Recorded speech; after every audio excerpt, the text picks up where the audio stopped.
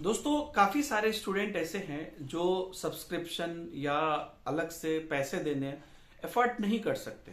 उनका कई बार ये क्वेश्चन होता है कि सर हम क्या बिना किसी सब्सक्रिप्शन के या बिना किसी अलग तरीके से पैसे को खर्च किए क्या हम सीटीईटी एग्जाम पास कर सकते हैं या कोई भी रिलेटेड टीचिंग एग्जाम पास कर सकते हैं या अच्छा नंबर ला सकते हैं। तो इसका जवाब है हाँ। देखिए, सबके घर की स्थिति एक जैसी नहीं होती है।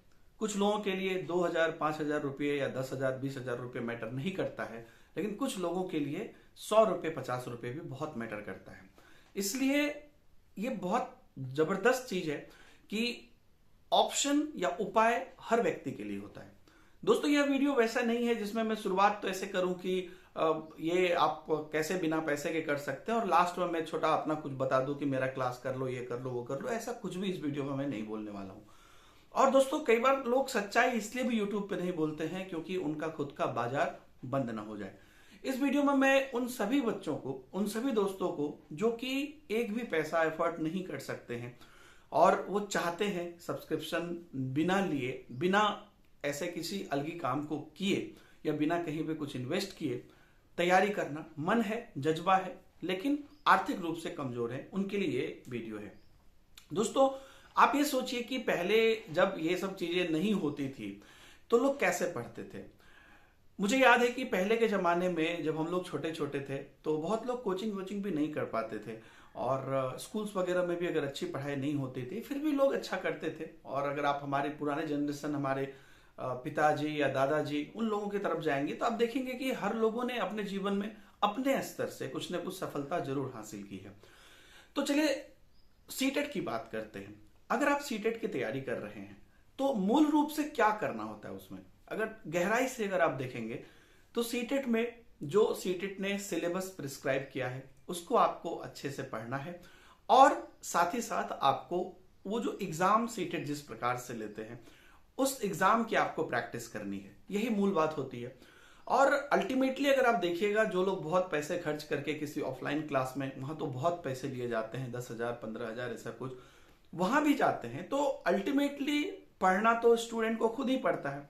तो ऐसा भी नहीं है कि जितने लोग कोचिंग सेंटर्स या कहीं पे भी ऑनलाइन भी पढ़ते हैं तो सभी बच्चे पास कर जाते हैं।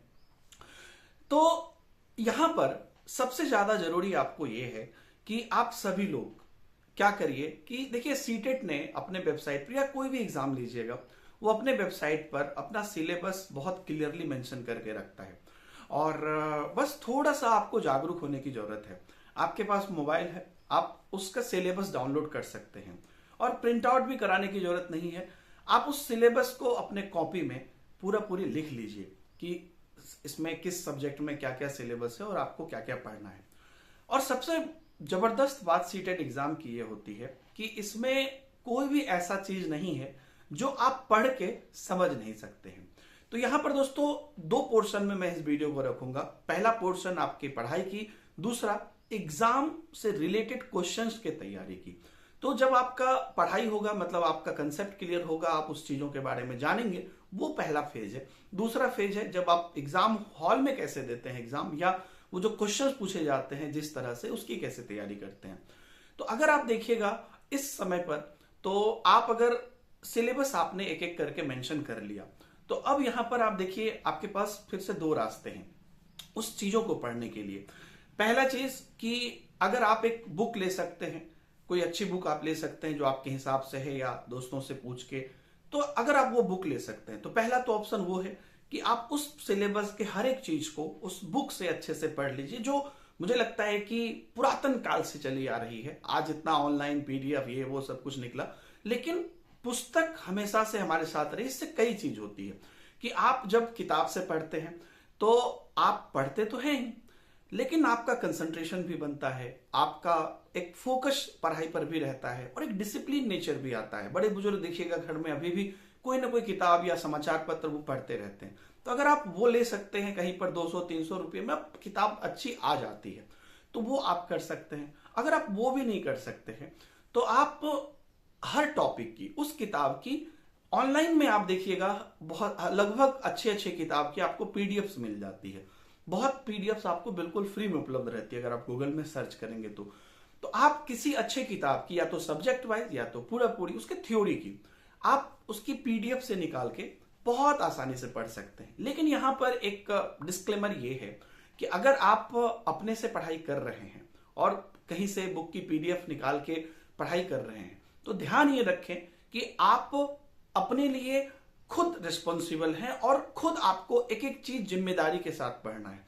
जब मैं जिम्मेदारी के साथ वर्ड बोलता हूं तो मेरा मतलब है यहां पे कहने का कि आप ये देखिए कि ऐसा तो नहीं कि मैंने किसी टॉपिक को जल्दबाजी में पढ़ दिया, या किसी टॉपिक पे फोकस नहीं किया, या किसी को स्किप कर दिया। या एक बार होता है कि एक बार जब आप लंबे समय तक पढ़ते हैं तो शुरुआत में तो आप बड़ा ध्यान लगा के पढ़ते हैं, आधे एक घंटे बाद जल्दी जल्दी में पढ़ देते हैं। ऐसा नहीं करना है। अगर ऐसा नौबत आता है तो फिर आप वहीं पे पढ़ाई को रोक दीजिए, फिर अगले दिन या कभी थोड़ा ब्रेक लेके फिर पढ़िए। तो जो पूरा सिलेबस आपके पास है उसके एक एक टॉपिक को आपको पढ़ना है, चाहे वो आप पीडीएफ से पढ़िए, या अगर आपके पास कोई बुक है या किसी से आप बुक ले सकते हैं, किसी से आप ले भी सकते हैं, जरूरी नहीं है खरीदने की भी, आप किसी से बुक ले सकते हैं आसपास से, या ऑनलाइन में पीडीएफ सारे बुक की उपलब्ध रहती है, वहां पर आप लेके पढ़ सकते हैं।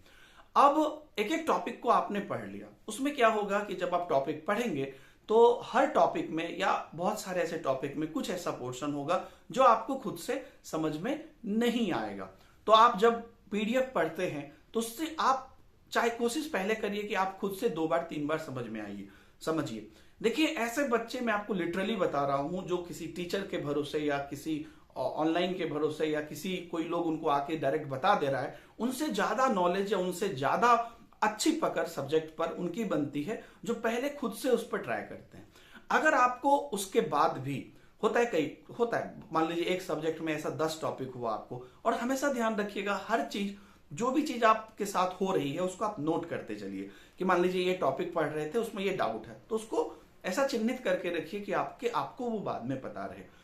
और फिर उस पर्टिकुलर टॉपिक को जहां पर आपको डाउट आती है उसको अगर आप यूट्यूब पे सर्च करेंगे तो लाखों आपको फ्री में वीडियो मिल जाएंगे उस टॉपिक पे, बेहतरीन एडुकेटर्स की, जिसको कि आप पढ़ सकते हैं, और वो भी बिल्कुल फ्री में है। सिर्फ आपका यहाँ पे इंटरनेट खर्च हो रहा है। तो लेकिन मेरा पहले आपसे रिक्वेस्ट है कि सीधा सीधी हर टॉपिक को आप कहीं से किसी और से पढ़ने की कोशिश मत करिए, सिलेबस के अनुसार से खुद पढ़ना शुरू करिए, और कहीं पे कोई डाउट हुआ तो उस टॉपिक को आप जो है ऑनलाइन पढ़ सकते हैं। बहुत सारे अलग अलग ब्लॉग्स होते हैं या यूट्यूब चैनल्स होते हैं जो छोटे छोटे वीडियो में बड़े अच्छी बात बता देते हैं, तो वो आप देख सकते हैं।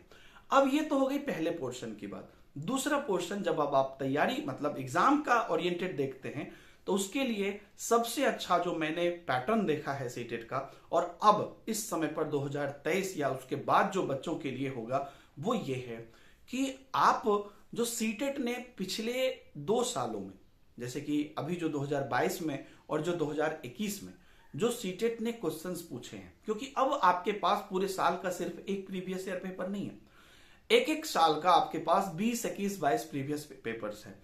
तो आप अगर 2021 का देखिए और 2022 का देखिए, इन दोनों का, 2022 का भी आ जाएगा, तो इन दोनों का अगर आप प्रीवियस ईयर पेपर देखिएगा तो आपके पास 40 से 50 प्रीवियस ईयर पेपर होंगे।